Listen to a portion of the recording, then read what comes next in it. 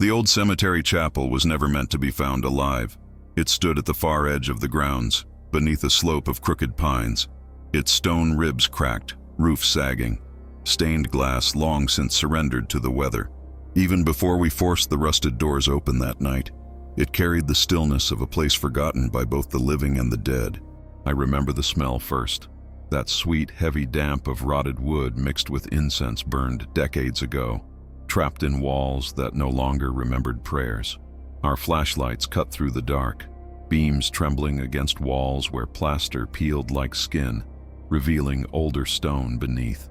There were no pews left, only broken fragments of benches stacked in corners, bird nests in the rafters, and beneath the altar a scatter of wax stubs hardened into the stone as if the last congregation had fled mid-service. It was Claire who noticed the floor. Her light caught on seams in the stone where no seam should have been, a rectangle darker than the rest, boards nailed clumsily across it. She crouched and ran her fingers along the edges, pulling up flakes of mold and rust. The boards groaned under her touch, and the smell that rose was older, wetter, thick with the mineral bite of earth long sealed.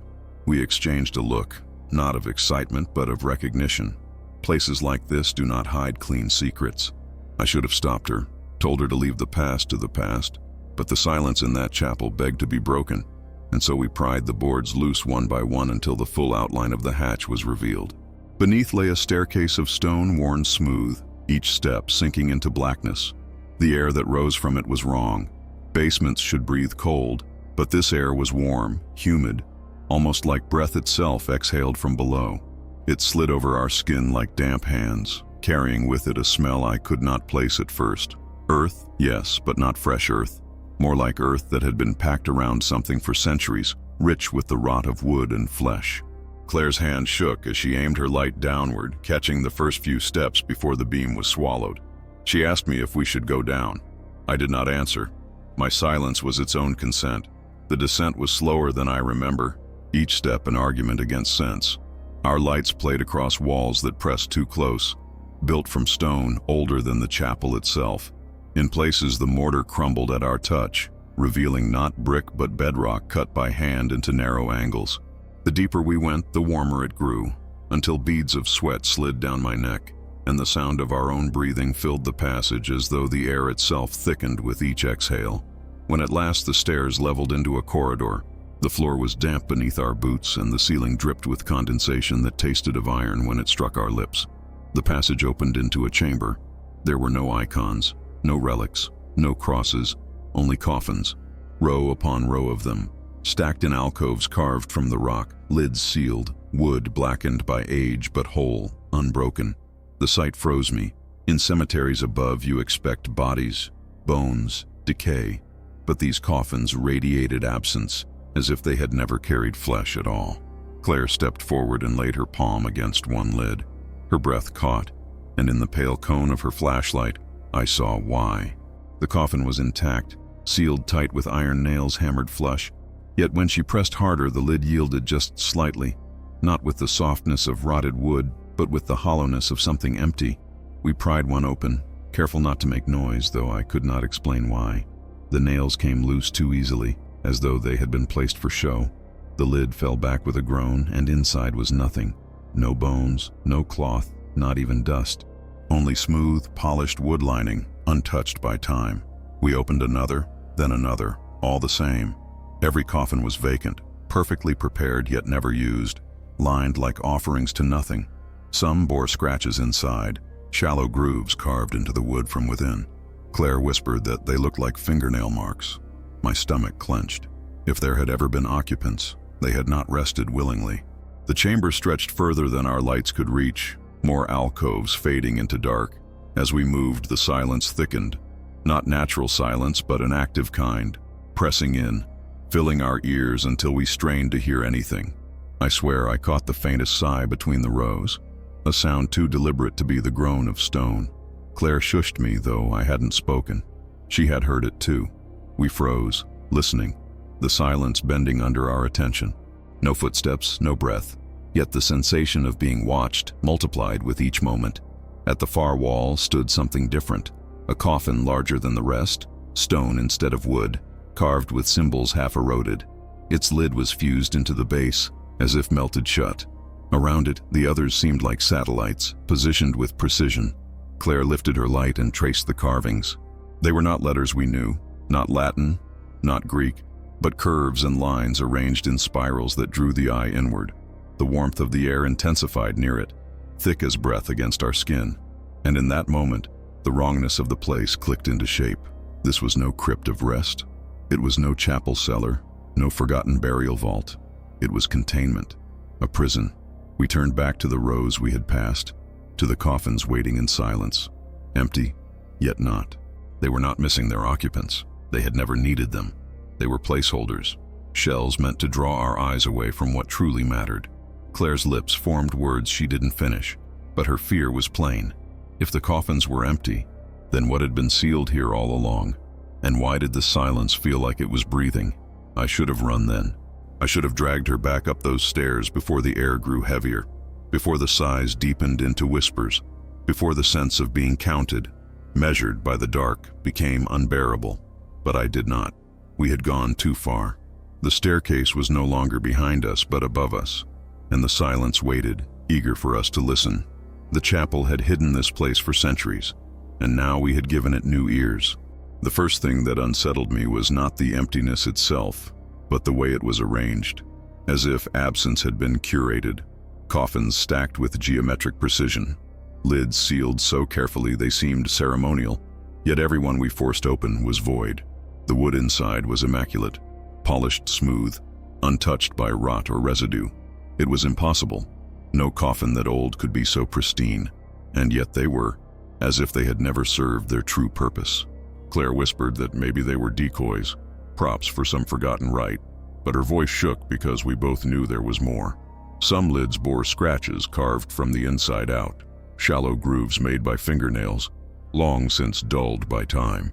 Others had no marks at all, but when we leaned closer, the air that seeped from within was warm, carrying not the stench of decay, but a faint metallic tang, like blood diluted in water.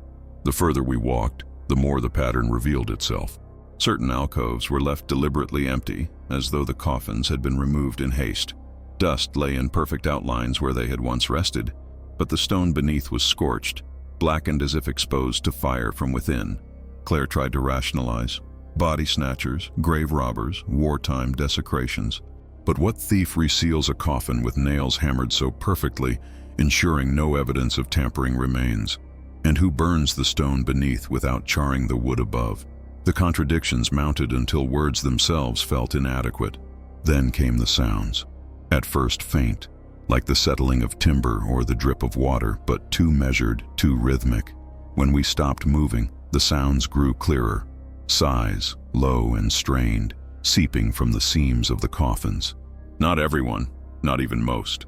Just a few scattered among the rows, as if they were holding something inside, not entirely asleep. The silence between those sighs was heavier than the sighs themselves, pregnant with the suggestion that listening too closely would invite something to answer. I caught myself holding my breath, matching the rhythm unconsciously, and when I finally exhaled, the sound echoed wrong, as though the chamber had kept part of it for itself. Claire's flashlight trembled as she swept it across the walls. That was when we noticed symbols carved into the stone at random intervals, shallow, half-erased, circles intersecting with lines, spirals that drew the eye inward. Some were etched near the sealed coffins, others directly into the floor beneath them. We crouched to study one.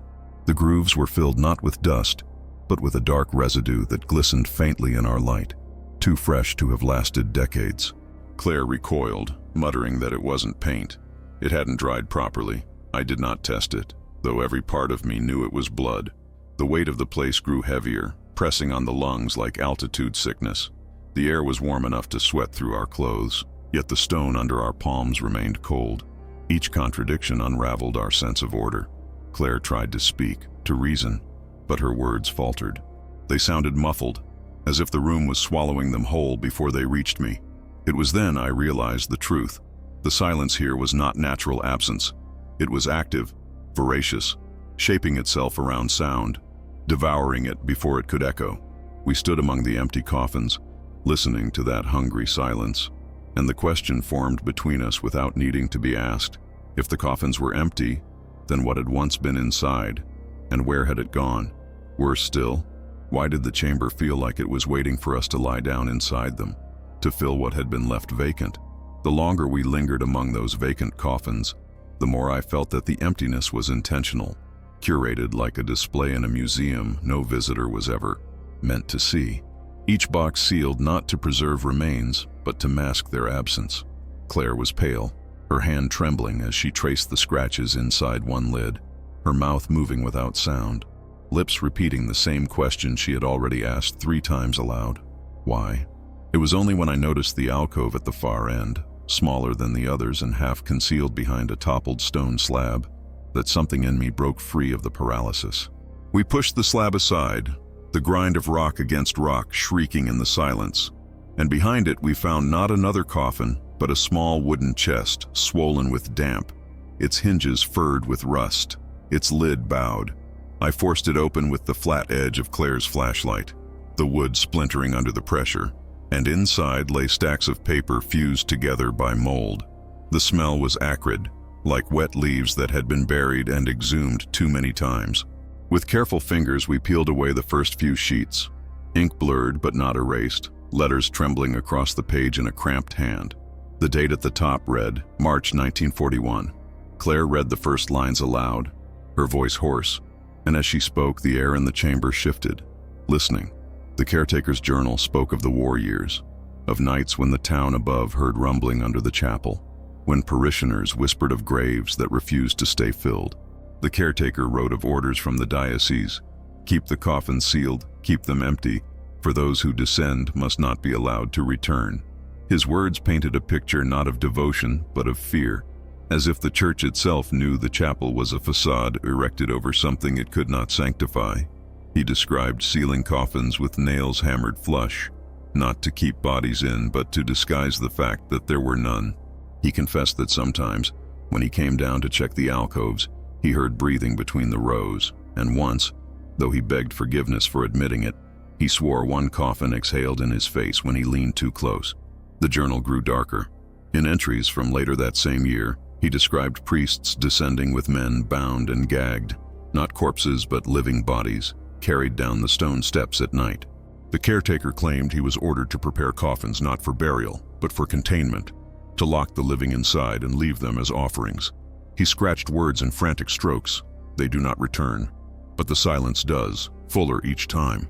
One passage spoke of a night when the ground beneath the chapel quaked so violently that dust rained from the rafters and the candles snuffed out in unison. The priests told him the pact was holding, that the hunger below had been fed, but he confessed he could still hear voices scratching at the underside of the floor for weeks after. Claire's hands shook as she turned the brittle pages, fragments crumbling in her grip. The entries spanned years, tapering into the 1950s. He wrote of his shame, his fear, his knowledge that the chapel was no longer a house of God, but a lid on something older and unspeakable. His last legible words made my skin crawl. If the coffins are ever found empty, it means the debt has not been paid.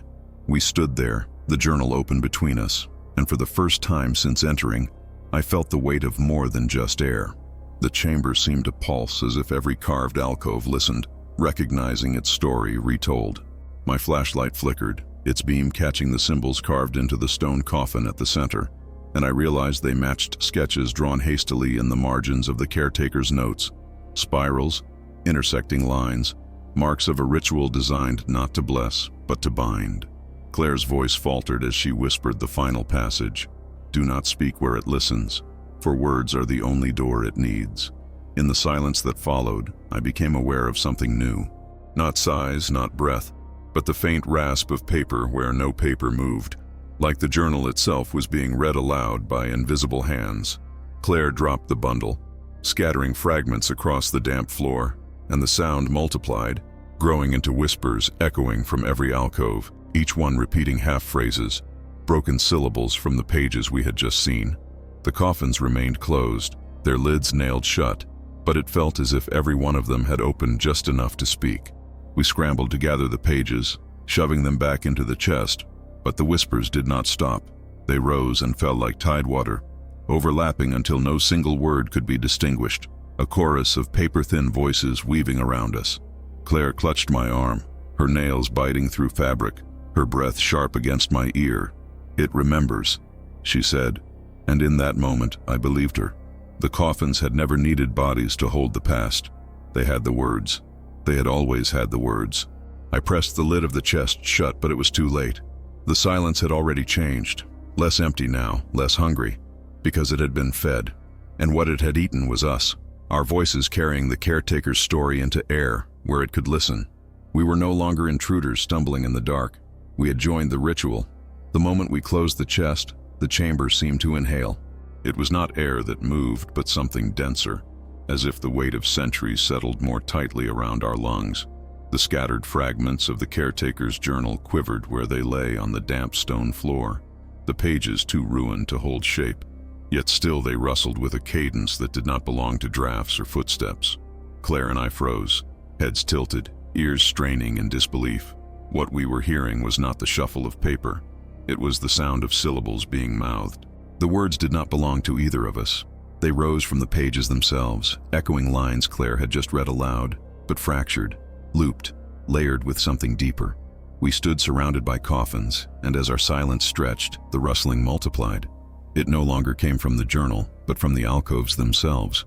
A lid creaked, though it did not open, and from within spilled a murmur so low it felt like the vibration of breath against the skin. Another followed, and another, until the chamber filled with whispers.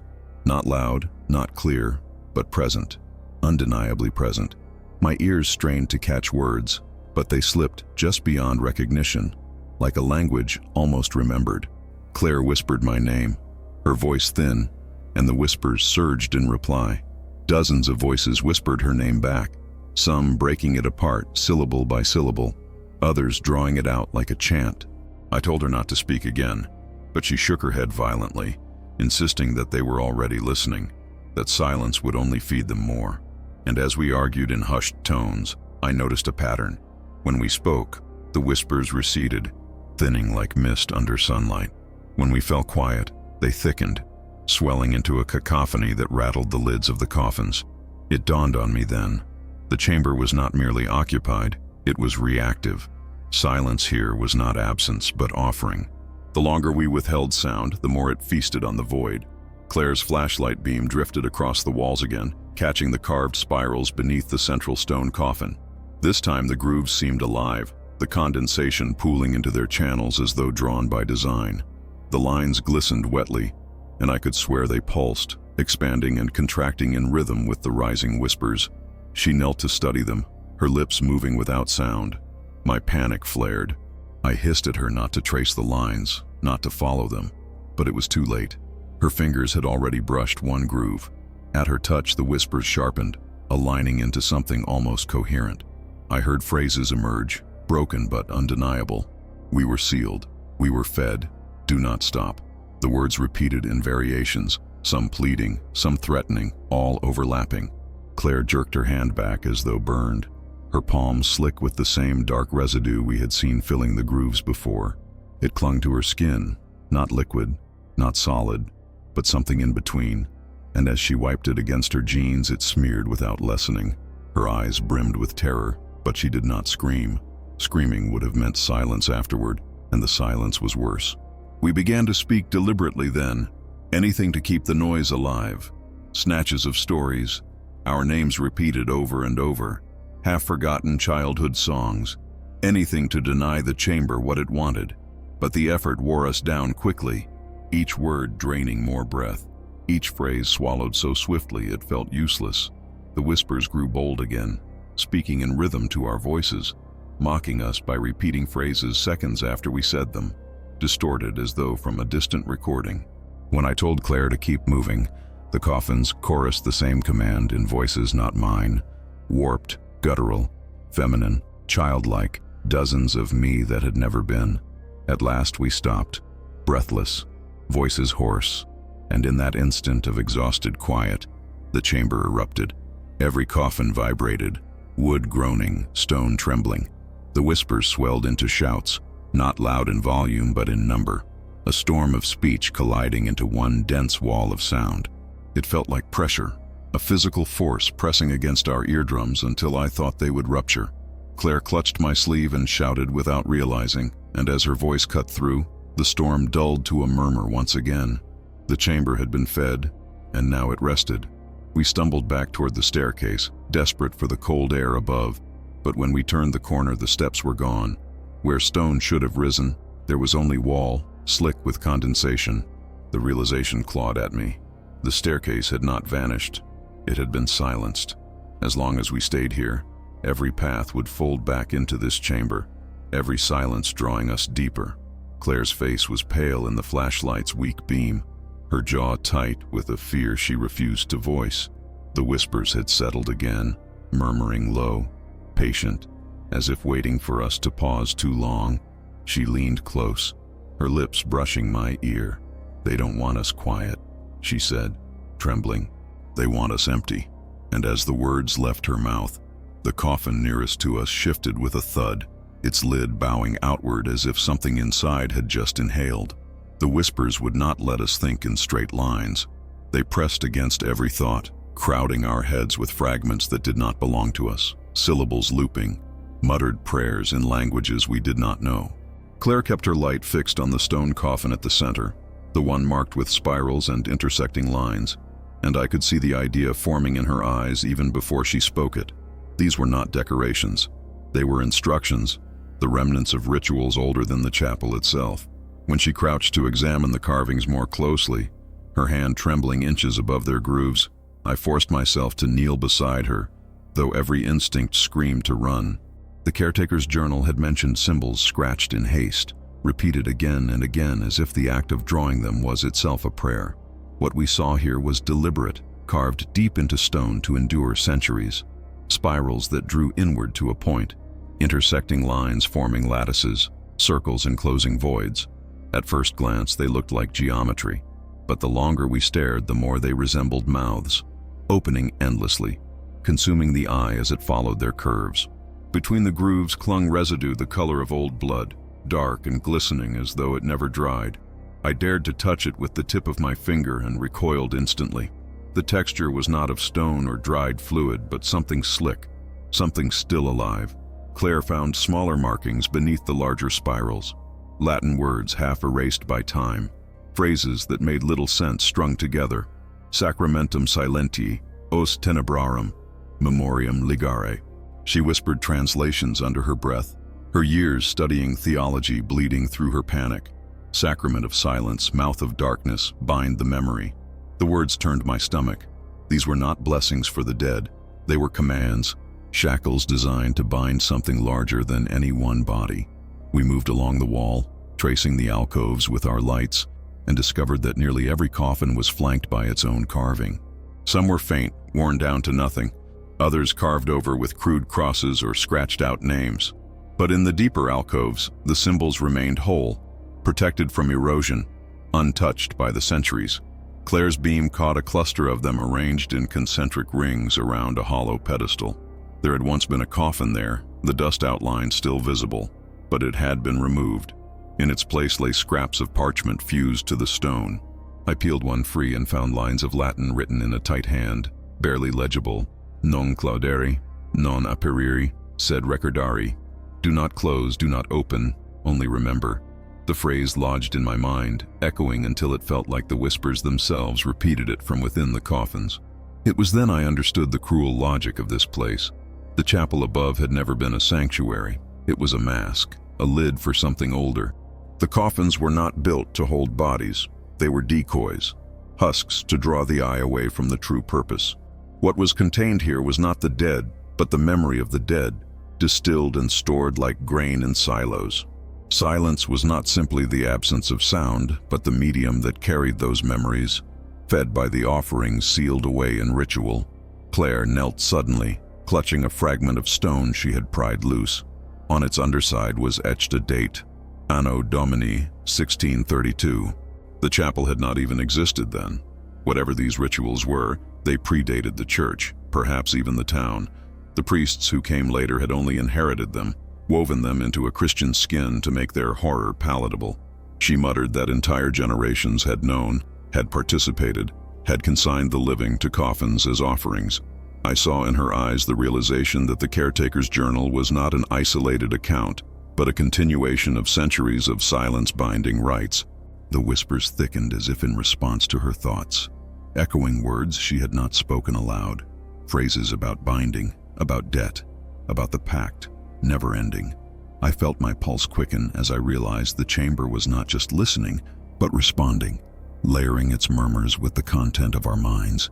Claire snapped her flashlight off suddenly, plunging us into near total darkness. I hissed at her, but she pressed her lips to my ear and whispered that she wanted to hear them without distraction. For one breathless moment I obeyed, standing still, heart hammering, ears straining. The whispers grew clear. They spoke not in Latin, not in any tongue we knew, but in rhythm, a cadence like the chants of monks, syllables rising and falling in perfect unison. And beneath the chant I heard something worse, a wet sound, subtle but undeniable, like saliva gathering in throats. The coffins were not only whispering, they were preparing, feeding on our silence, preparing to speak in one voice. I snatched the flashlight from her hands and snapped it back on. The beam caught the stone coffin's carvings again, and for the first time I noticed that the spirals did not merely draw inward. They connected across the floor, grooves leading from alcove to alcove, like channels designed to carry something. Fluid, light, breath. Every coffin was linked, each part of a larger sigil covering the entire chamber. Claire's face drained of color as she realized it too. This was not storage, it was circuitry. The rituals were not about keeping coffins shut, they were about keeping the network intact. I whispered to her that we needed to leave to find another way out, any way out. But even as I spoke the words, the whispers surged, repeating my plea with dozens of voices twisting it into a taunt. Leave, leave, leave. The sound was no longer confined to the coffins but vibrated in the stone itself, through the carvings under our feet. Claire clutched my arm, her nails drawing blood. We've already spoken too much, she said, her voice breaking. We've given it what it wanted. Now it remembers us. And in that moment, I believed her. The air had grown so thick it clung to the back of my throat like syrup. Every breath I drew rattled with heat. Every exhale sounded stolen the moment it left my lips, consumed before it reached the stone walls. Claire's light faltered, her hand trembling as the beam quivered across the carvings etched into the floor.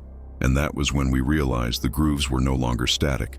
They pulsed, not visually at first, but in feeling, a subtle vibration rising from the ground into our boots, like standing on the chest of something vast as it inhaled. I whispered her name and instantly regretted it. The chamber seized the sound, magnified it, and sent it back through the coffins. Dozens of voices, dozens of my own mouth, all whispering my name from within the sealed boxes. Claire recoiled, covering her ears, but her scream broke loose despite her will, and the moment her voice rang out, the reaction was immediate. The coffins trembled. Nails shrieked in wood as lids pressed outward against their bindings, some rattling violently, others swelling just enough to groan. A sound like the scraping of claws erupted beneath us, not localized but everywhere, as if the coffins were not containers at all but throats flexing.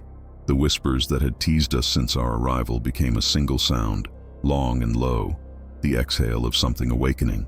Drops of condensation rained from the ceiling, but they did not feel like water. They were hot, greasy, sliding against my skin with the slickness of sweat.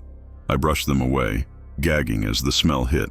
Iron, bile, something rotted yet freshly opened. Claire shouted at me to keep speaking, keep making noise, anything to deny its silence. But the chamber was already louder than us. The voices layered so thick they pressed into my bones, and beneath them came a rhythm I knew instinctively. Chewing, gulping, the wet cadence of feeding. I staggered to the nearest coffin, placing a trembling hand on its lid. It bucked beneath my palm, rising and falling like ribs drawing breath. From inside came scratching, not desperate like the marks we had seen carved in the wood, but deliberate, steady. I yanked my hand away, bile burning my throat. These boxes were not empty. They had never been empty. They were mouths, each one sealed with nails not to keep things in, but to stop them opening all at once. The heat swelled until I could barely breathe, my shirt clinging to my chest. The grooves in the floor glistened wet and black, as though fresh blood ran through them. tracing spirals that converged beneath the central stone coffin. Claire stumbled toward it, crying that it was the heart, that if we could break it, the feeding would stop. She raised the flashlight and slammed its steel casing against the carving, shards of glass exploding across the floor. The voices faltered, the chamber convulsed, and for an instant I thought she was right. But then the silence surged back harder, angrier, the whispers becoming screams, every coffin rattling as if in protest. Her blow had not wounded it. It had only reminded it we were still here. The feeding grew louder. We could hear it now beneath the stone, deep below the floor, a chorus of gulps echoing like water through pipes. The realization hit me like ice. It was not feeding on bodies. It was feeding on us. Our noise, our fear, our very presence. Every scream we gave, every whispered plea, every frantic breath became its meal. The emptiness of the coffins was never absence but preparation, space carved out for us, waiting until the moment we filled them not with flesh but with sound. I clutched Claire's wrist, dragging her back from the stone coffin, shouting that we had to stop talking, stop giving it anything. But she was already too far gone, her voice broken into hysterical babbling, words tumbling from her lips in a desperate attempt to drown the whispers. Her noise was its feast. The floor heaved beneath us like the belly of something bloated, the spirals in the stone glowing faintly now, dark liquid shimmering as if heated from below. Coffins cracked, lids splitting just enough to vent hot air that smelled of old graves and something far worse, breath, thick and rancid. I pressed my back to the wall, hands clamped over my ears, but still the chamber devoured me. Even silence was noise here, even stillness fed it. Claire fell to her knees, clutching her head, her words devolving into sobs. The coffins around her rocked in unison, like wolves circling prey.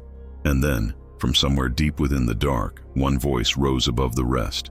It was not whispering, not muttering. It was speaking clearly, coldly through the chorus. "Do not put us back." The command echoed through the chamber, every coffin pounding in rhythm, the grooves in the floor trembling with its insistence. Claire screamed again, a sound so sharp it cut my chest, and as she did, the lids nearest to her burst outward, not enough to open, but enough for splinters to fly. Something inside pressed against the gap, something slick and wet that retreated just as quickly. The chamber roared with satisfaction. The feeding had only begun. I staggered toward her, dragging her up, forcing noise from my own throat just to keep it from swallowing hers entirely. The whispers rose in unison, repeating my words, distorting them, chewing them until I no longer recognized my own voice. The heat grew unbearable, the darkness suffocating, and in that moment I understood that there was no leaving unchanged. Whether we escaped or not, the silence beneath had already fed on us, taken our voices, our names, our fear. It had our memory, and once devoured, memory is never returned. I don't know why we believed that recording it would save us. Maybe it was Claire's desperation to prove she wasn't losing her mind. Maybe it was my stubborn need to anchor what was happening into something measurable, something I could look at later and convince myself it had been real.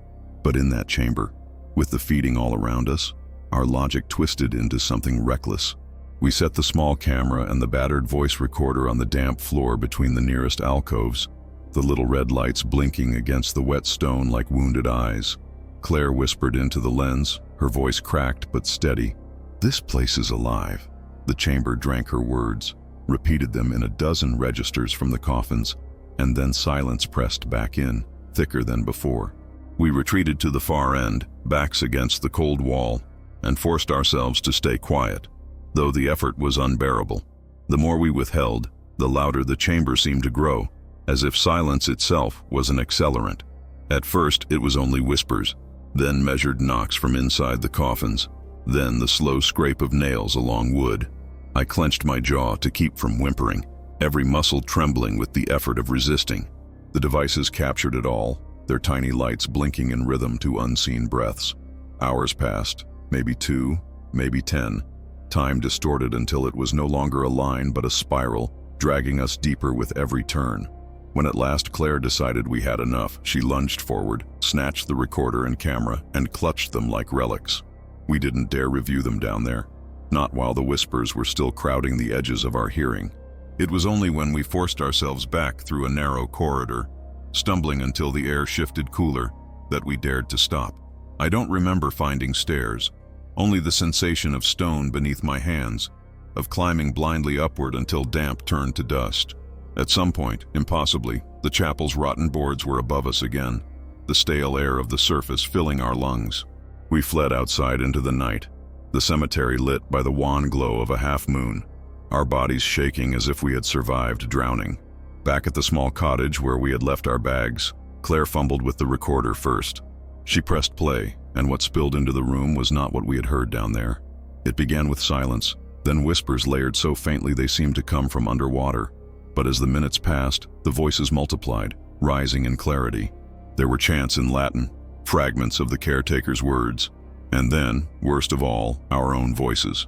They played back sentences we had not yet spoken, arguments we hadn't had, fears we had not voiced. I heard myself saying Claire's name in panic, though in the moment of recording I had remained silent. I heard Claire sobbing apologies, though she sat beside me dry-eyed, her mouth clenched. Then came the camera. We watched the grainy footage together, breath locked in our throats. At first, it showed the chamber exactly as we remembered. Coffins stacked, the floor slick with condensation, our lights flickering on the walls. But halfway through, the lens shifted as though someone unseen had picked it up. The angle tilted, panned across coffins, lingered on the stone markings. And then it caught us. From across the chamber, we saw ourselves huddled in the far corner, pale and trembling, eyes fixed on the recorder. The date stamp in the corner marked the same time we had been sitting there, yet neither of us had touched the camera. Claire covered her mouth to keep from screaming. I could only stare as the footage continued, zooming closer, closer, until our faces filled the screen. Then, just as Claire reached for the recorder in the video, the image fractured into static. The soundtrack, however, kept running. Voices filled the room. Not whispers, not echoes, but full conversations. Doctors describing experiments, soldiers barking orders, priests chanting, men and women pleading in languages centuries apart. And woven through it all were our voices again, distorted beyond recognition, as if the chamber had already recorded what we would become. The footage ended with one final image. The stone coffin at the chamber's center, its spirals glowing faintly as though lit from beneath. The glow pulsed in rhythm to a heartbeat, though I could not tell if it was ours or its. Claire slammed the laptop shut, shaking violently. "It isn't just listening," she whispered. "It's recording everything. Past, present, future. We've given it ourselves." We sat in silence then, terrified to even breathe. But the devices were not finished. The recorder clicked back on by itself. Its light red again and played back our ragged breaths in real time, layered with whispers that did not belong to us. The voices spoke in unison. "You are already inside." The recorder would not stop. Even when we tore the batteries out, even when Claire smashed its casing against the floor until plastic split and wires spilled like entrails, the red light flickered stubbornly back to life. A heartbeat we could not silence. It hissed with static that rose and fell in waves, shaping itself into syllables, shaping itself into us. I could hear my own voice from moments earlier, layered with Claire's, arguing, overlapping, twisting our words until they were weapons aimed back at us. At first we laughed, bitter manic laughter born from exhaustion, but soon the laughter soured. The device was not simply recording, it was replaying our thoughts before we had the chance to speak them, and that poisoned everything between us. Claire insisted we take the devices to someone, anyone, professors, journalists, even priests, so the burden would not remain ours alone. She clutched the broken recorder to her chest like an infant, rocking slightly as she argued. "Proof," she whispered over and over. "We have proof now. They can't deny it." But I had seen enough of what proof meant. The caretaker's journal had been proof. The carvings in stone were proof. The coffins themselves were proof. Yet none of it had freed us. None of it had diminished the silence. Instead, each revelation had thickened the chains around us. I told her the truth that had been gnawing at me since we left the chamber. If we carried the voices outside, they would follow. If you take it with you, it follows. I had not forgotten what 17B, or whatever wore that number, had warned in the morgue story Claire once studied. Warnings echo, generation to generation, and this one was clear. My refusal ignited her rage. She accused me of cowardice, of surrendering to despair, of wanting to bury the truth because it frightened me. Perhaps she was right. Perhaps my instinct for survival had curdled into something selfish. But even as she spoke, the recorder mimicked her words a half-second earlier than her lips, mocking her, mocking me. It whispered her accusations before she formed them, feeding doubt into me until I no longer trusted whether her anger was her own or placed there by the silence. When she told me she would leave on her own if I refused to help, I almost believed the recorder had spoken first, seeding the thought in me before she could. We fell into silence, a silence that was not empty but suffocating. It pressed down heavier than any scream, filling the cottage with the same hunger we had fled beneath the chapel. The walls creaked as if listening, floorboards groaning in rhythm to our heartbeats. The devices were not just conduits, they were doorways, and by carrying them, we had already dragged the chamber's breath into this world. Claire broke first. She muttered that we had no choice, that escape was impossible if we did not make others listen. She stuffed the recorder and camera into her bag with trembling hands, her face pale and wet with sweat. I begged her to stop, to think, to remember what the caretaker had written. Do not speak where it listens, for words are the only door it needs. But her desperation drowned me out.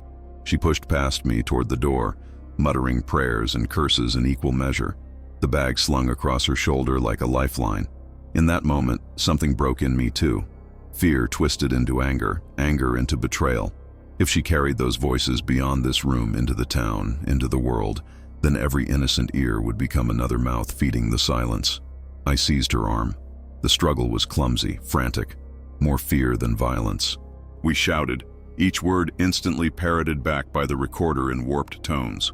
Our argument became a chorus of distorted versions of ourselves, a dozen Claires screaming, a dozen Alexis begging, overlapping until it was impossible to know which words were ours and which belonged to the silence. She struck me then, a desperate swing that left my jaw burning, and for a moment I saw something in her eyes that wasn't her at all, a hollow gleam, as though the silence itself had climbed inside her. When she wrenched free and staggered to the door, I let her go. Not because I trusted her, but because I no longer trusted myself. The chamber had taken root in both of us. Whether she spread it intentionally or not, no longer mattered. It would spread regardless. I collapsed into the corner, the recorder's light pulsing across the room, sinking to the rhythm of my breath. Alone, I heard Claire's footsteps fade into the night. A moment later, the recorder replayed them, slightly ahead of time, as if predicting her path before she walked it. That was when I understood the full cruelty of what we had brought up from beneath the chapel. The silence no longer needed the coffins. It no longer needed the rituals. It had us, and we had become the ritual. The night after Claire left, I thought the worst was behind me.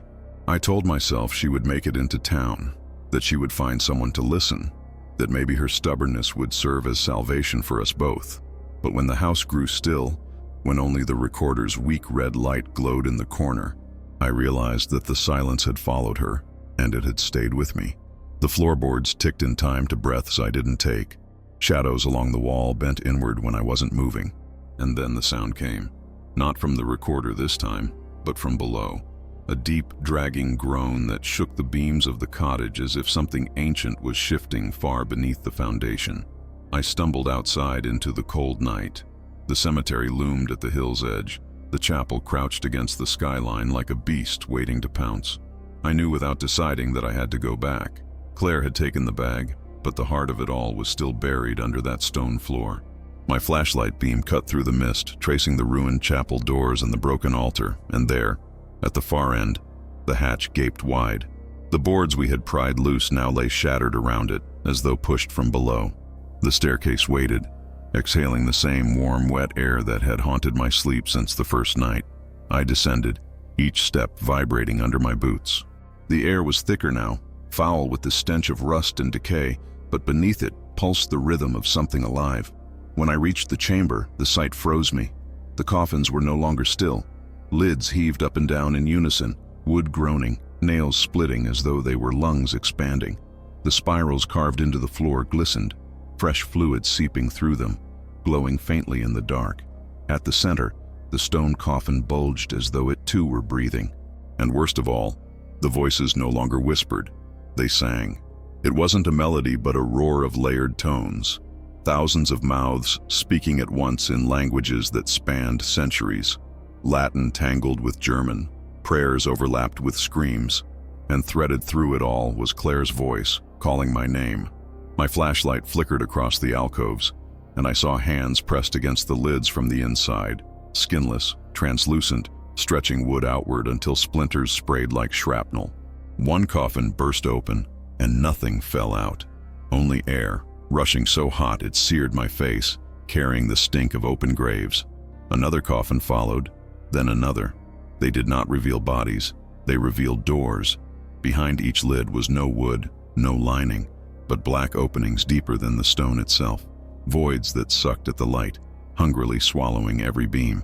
The floor shook, carvings glowing brighter, lines running like molten veins toward the central coffin.